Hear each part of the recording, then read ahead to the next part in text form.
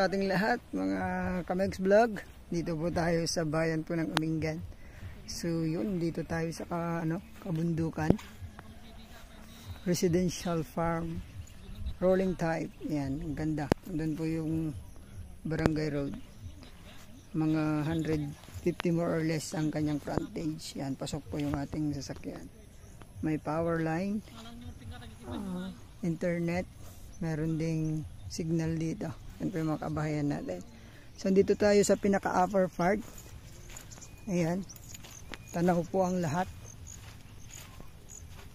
Yung mga puno po ng mga Jimilina. Ayan, ang dami po. May mga mangga rin. Tapos yung mga wild berries na maliliit. Mga pagkain ng mga hayop na ibon. Tapos mga akasya na rin. Ito yung sa part na pinakamataas. Meron siyang fish pond. Tapos overlooking po yung bundok ng Umingan. So yan, kasama po rin doon. Silipin po natin dito sa likod. Nga po pala, ang sukat nito 6.5 hectares. So medyo maluwang. So sa aming buyer na nagpapahanap ng medyo maluwang, baka magustuhan po ninyo ito. At napakaganda po ito. Mayroon siyang rice land. May dalawang fish pond saka maliit. So sabihin na lang natin dalawa. Ayan. Hanggang dito po ang property. May bakod na po dyan. Ito po yung bakod. Ayan. Ganyan po yung property natin. Sisip ko po mamaya sa ating aerial view natin. Yun. May fish pond to. May mga puno. May rice land din along Barangay Road. Tapos yung property meron pa sa kabilang yung sa kalsada. Tumawid po yung sa kalsada. So maybe naisama po ito sa yung kalsada na bawasan. So konti lang naman po siguro. Pag-usapan na lang po. So irrigated po rin ito kasi may irrigation dyan sa baba. May karayan. I mean. So puntahan po natin sa baba para makita po ninyo yung Barangay Road. Ayan po yung ating view na makikita dito. Ayan. Pwede po rito magpatayo ng bahay. Dahil pasok naman po yung mga equipment o kaya gagamitin sa pagpapatay ng bahay. Ang ganda po ng view. Ayun. Kagandahan po nito. Accessible po itong property.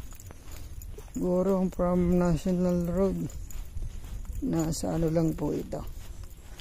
5 minutes. Lagpas na ng konti. Ayan. Pwede pong pag-alagaan ng hito, tilapia, yung fish pan natin. Yung rice land nandun po sa kabila. Papakita ko po sa inyo mamaya. Ayan, punong-puno po ng marami pong mangga. Ay, mangga. Saba. Saging. Ang lugar na to. So napakaganda pong i-develop. Pwedeng gawing po ito. Yung tamnan po ng napakaraming puno ng fruit bearing trees. Yan, sa mga may hilig po ng fruit bearing trees. Ayan. Ito po na sasaka first crop na sasaka po ito. Kasama po to hanggang dun po yung property. Tapos yun po hanggang dun din. Puntahan ko po mamaya para makita po ninyo. So dun po tayo galing. Yan, sa taas na po yan. Wow. Ang ganda, may burol din po dyan naman. Punta lang po ako sa may Barangay Road. Titled property, sabi ni Kuya. Pero puntahan po namin yung seller para masigurado po natin lahat ng impormasyon. Kung pangalan ba naman talaga nila o titled property ang inaalok po ngayon. Nauna na po kasi namin pumunta sa lugar na ito kasi madadaanan po namin itong property bago po yung seller. So sana magandahan po kayo at mabili nyo itong property na to. Ayan, dito po tayo sa Barangay Road. Hanggang dun pa po yung property. Meron po siyang dyan tulay. So yun, punta natin dito.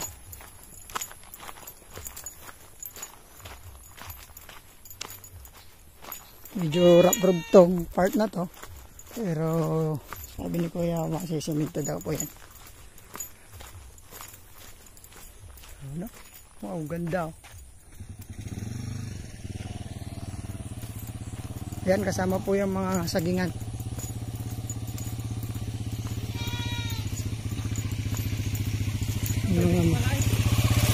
Now? Why? Ayan. Tumawid po yung property natin hanggang dito. Yan po yung nasabi kong irrigation. Yan, yung karayan. Hanggang dun pa po yung property sa may mangga. So may tanim po ngayong palay. Yan, tanim po ng may-ari ngayon ito. Hanggang dun po yung property. So 6.5 hectares. Sana magustuhan po ninyo.